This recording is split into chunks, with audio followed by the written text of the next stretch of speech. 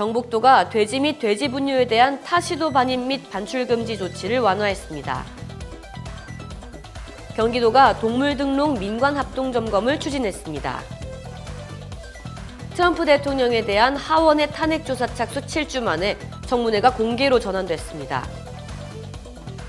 화성 연쇄살인 사건의 피의자 이춘재가 8차 사건 재심에 증인으로 출석할 의사를 밝힌 것으로 알려졌습니다.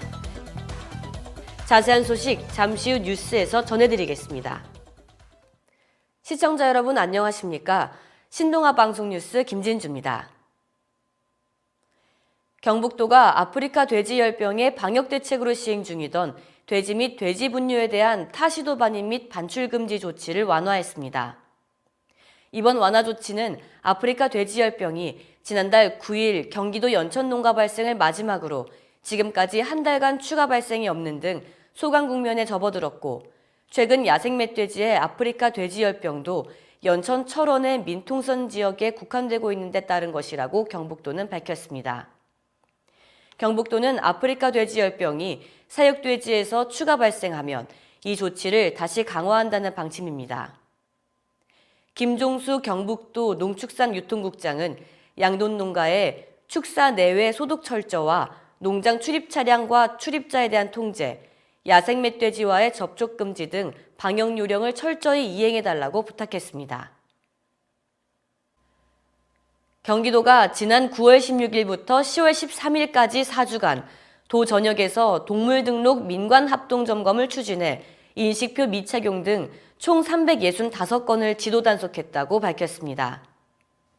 특히 반려동물과의 동반 외출이 잦은 아파트 단지 내 공동이용구역이나 공원과 주택가, 마트 앞 등을 중심으로 지도 단속을 실시했으며 성숙한 반려동물 문화 조성을 위한 펫티켓 홍보 캠페인도 병행했습니다.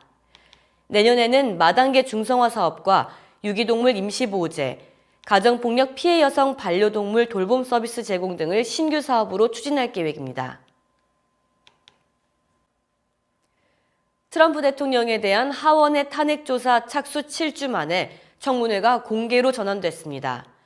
트럼프 미국 대통령의 우크라이나 의혹에 대한 탄핵 조사 청문회가 TV로 생중계되기 시작했는데요. 증인들의 진술들이 미국 전역에서 실시간으로 직접 올라오고 있는 상황입니다. TV 생중계의 파급력은 워낙 크고 이를 알고 있을 트럼프 대통령은 너무 바빠서 청문회를 볼 시간이 없다면서도 연일 SNS에 글을 잇따라 올리고 있습니다. 청문회는 오는 21일까지 예정돼 있으며 추가 증인들도 출석할 예정입니다. 화성 연쇄살인 사건의 피의자 이춘재가 진범 논란에 휩싸인 8차 사건 재심에 증인으로 출석할 의사를 밝힌 것으로 알려졌습니다. 이춘재는 경찰 조사 과정에서 윤 씨에게 상당히 미안해했고 억울함이 밝혀져야 한다고 생각하는 것으로 알려졌습니다. 앞서 윤 씨 측은 법원에 재심을 청구하며 윤 씨의 무죄를 입증하기 위해 이춘재를 증인으로 불러야 한다는 내용의 의견서를 전달했습니다. 이에 따라 이르면 다음 달 이춘재가 법정에 증인으로 나설 가능성이 커졌습니다. 이상으로 뉴스를 마치겠습니다. 시청해주신 여러분 고맙습니다.